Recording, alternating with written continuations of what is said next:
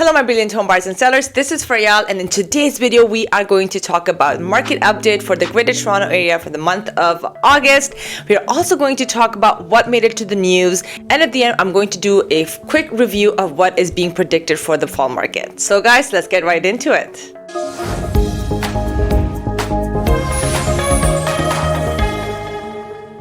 First, let's take a look at the numbers. In the month of August, our sales were recorded at 5,294. That dipped by 5.2% year over year. But if you have been watching my videos, I always like to check out month over month how our market is doing. So from July to August, we didn't see much of a difference when it comes to sales. Our sales actually went up, not by a lot, but they still did from July to August by 0.83%. So you can say close to 1%. Our new listings were down by 16.2% year over year. We know that because the month of August was quite slow, and month over month they actually went down by 10%. And we continue to see shortage of listings. That leads to our average prices for the month of July, which I think, despite being our market extremely slow in the month of August, they kept pretty strong due to the shortage of listings. So year over year, our average prices in the Greater Toronto area dropped by only 0.3%. Month over month, they actually dropped 3% from July to August.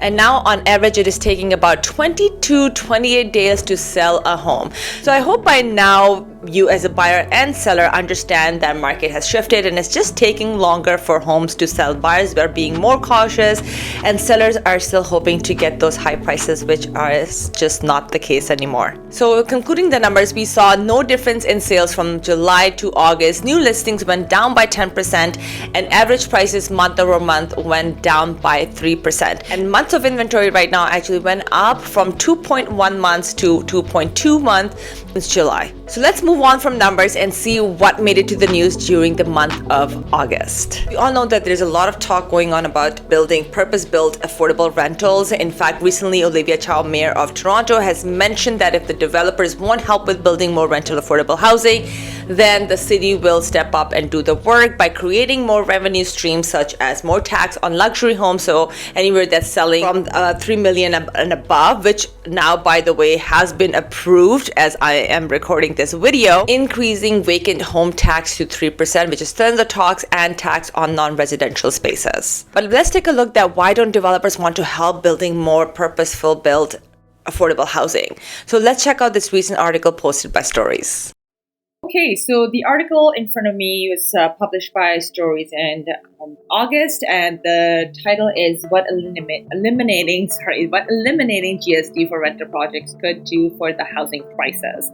So just before I start highlighting a few things, the article talks about what the rental housing process looks like and what the condominium process looks like, right? Like if a builder is building a rental housing unit, they have to pay 5% GST on the fair market value of the project, which factors in the land value and construction costs, among the others.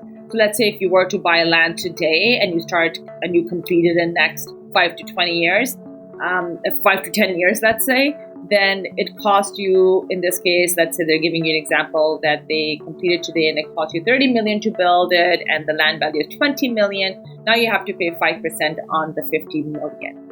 So, okay, you have to pay GST to the government. Okay, fine. But the problem ends up happening over here is that for the rental project, the 5%, the builders have to pay out of their pocket, right? Because the tenant will not pay taxes on top of their monthly rent to the landlord. However, in the condominium projects, when they're completed, that 5% of the GST is then paid by the individual home buyers. So the builders don't have to worry about that 5% GST. They can just pass it on to someone, which is the home buyer in this case. So you can see where this is going, right? In the end of the day, this is business for them and they want to make money. So which one is more attractive to them? Of course, it's going to be more attractive to build condominium projects, and that's why you see them popping up everywhere, as compared to see rental projects, which is a lot more money out of the builder's pocket to put forward. So they have given an example which was really interesting, and numbers were kind of mind-blowing. This project is being built in BC, and percent GST would amount to over 5 million, right?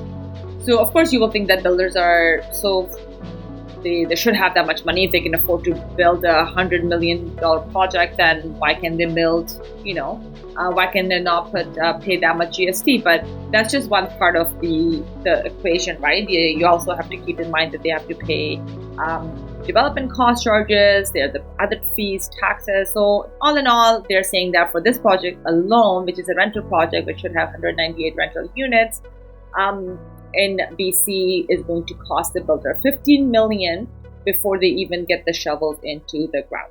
And of course, not ignoring the fact that our construction costs have gone up to 30 to 35%, which means the GST has gone up to 30 to 35%. But they're saying that the federal government has done nothing with the increase in growth in GST because of the inflation.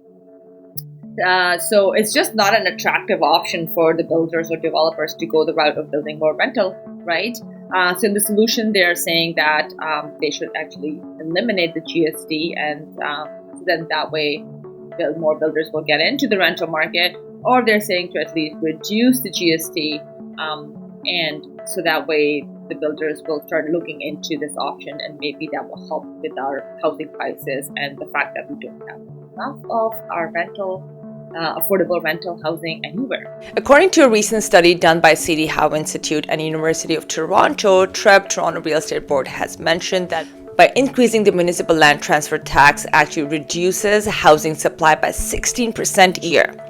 So knowing all this information, I want to know, what do you think should happen? Number one, builders should have a big heart and just help with building affordable rental housing, even though money-wise it doesn't look like an attractive investment for them. Increasing the municipal tax for the public who can actually afford to buy $3 million homes or more should be okay with paying these taxes. And number three, do you think federal government should at least work on reducing the GST on rental housing so that it motivates more builders to get into the market and help and reduce the pressure on the public to pay more taxes on top of the already taxes that they're paying? Let me know what you think in the comments below. Now let's get into some of the predictions for our fall markets. Looking back at 2023 so far, I can say that our peak month was the month of May. Comparing it to all the other months in the 2023, I think that was, in terms of sales and price, was one of the best. And I personally think that it's not coming back again. However, I also don't see a massive drop in prices because of our rapidly growing population of Canada, and I also see that most of them do want to move to Greater Toronto area, which means that our housing will still remain in very high demand. As people are returning from their vacations, kids are back to school now, things are starting to pick up in the fall market, and we are going to see more inventory being available as well as compared to the month of August. So as a seller, I think this is not the type of a market where you go and test to see what's the price you're going to get. This is a type of market that you're looking to sell, and you want to know exactly where you're at in terms of pricing at the market value, and you go from there. And as a buyer, I think this will be a good thing for you. Having more inventory means more choices for you to pick from. Also, for sellers, one more thing I would like to say before I go is that this is the market where you will have more competition. So make sure you do prepare your house that will stand out among your competition. Overall, I believe that September will be a lot better from the month of August. If you like this video and find some value in it, don't forget to subscribe and like my channel. Until next time, have yourself a wonderful day, and remember to be kind to yourself and others.